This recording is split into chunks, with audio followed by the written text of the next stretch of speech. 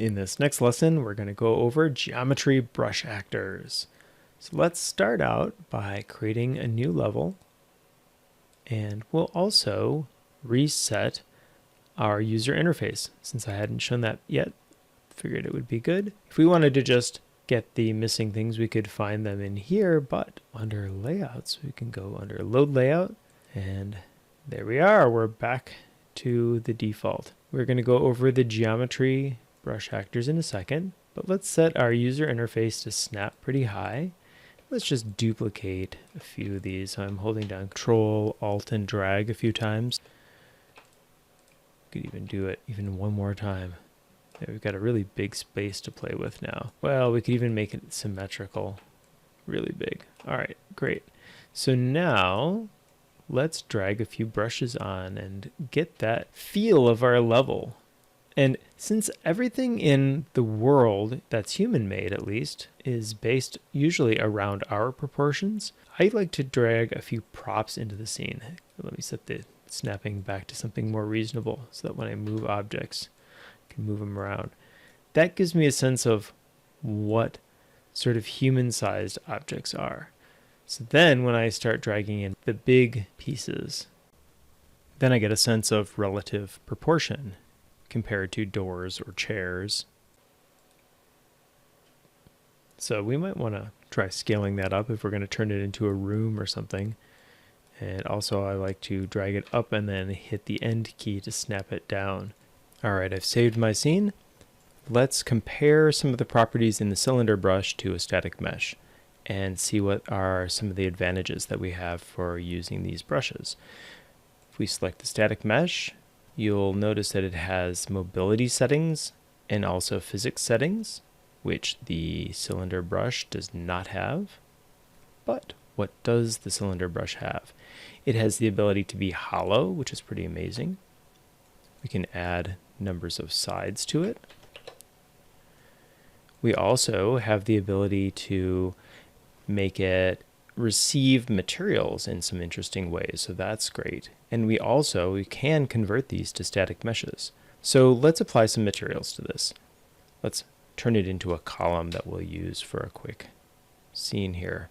So let's make the X and Y 0.25, and we'll make this 4.5. Let's drag this up and drop it to the surface. And also let's set our snapping to kind of a higher number. Let's hit F to frame up. Let's go to our materials area. Now, if we select one of the faces and drop a material, what's going on? Does it seem like nothing's applying? Well, that's partly because we need to select and apply the material to all the faces. So under the geometry area, and we're going to be using this Shift J a lot. And that just allows us to apply that material.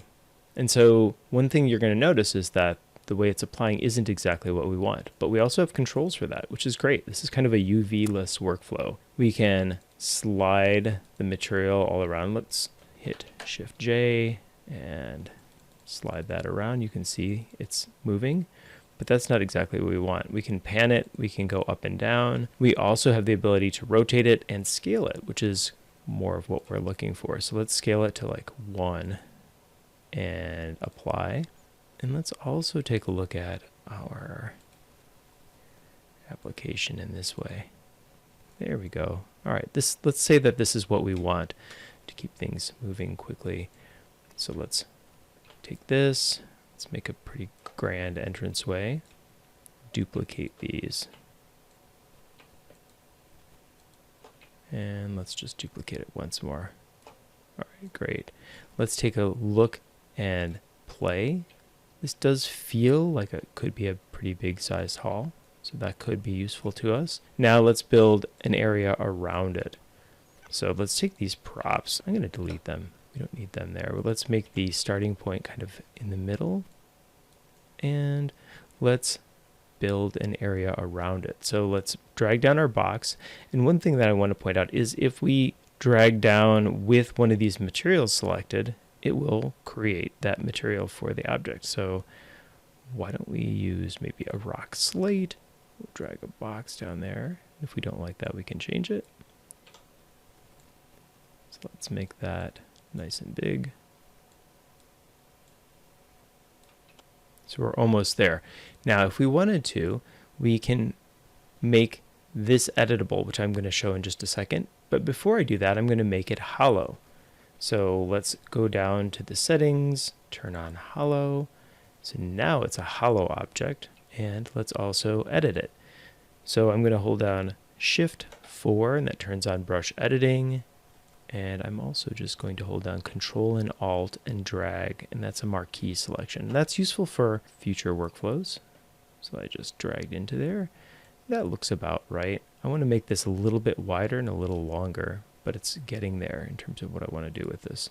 So let's just scale, and we'll just scale out just a tiny bit more. But we need to have the whole box selected in order to efficiently scale correctly. So let's do that.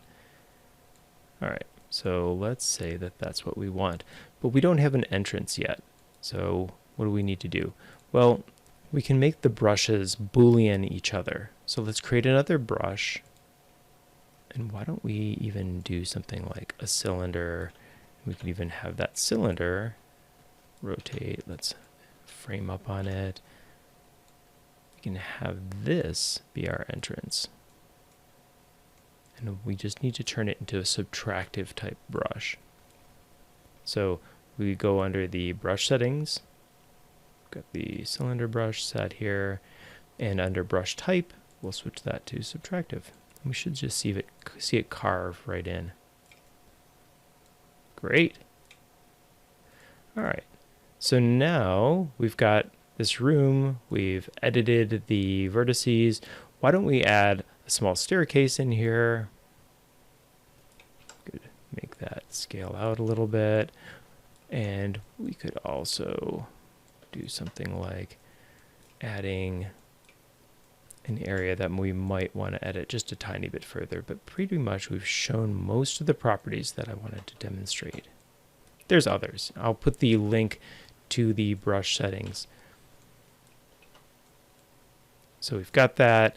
What if we wanted to do some quick modeling on this? We've shown that we can edit these vertices, but if you select these faces, and let's just go back into editing mode, you can extrude. There's other abilities that you can choose. So let's see if we can select two of these faces at the same time. Hit extrude. And look at that. It's extruding. Excellent.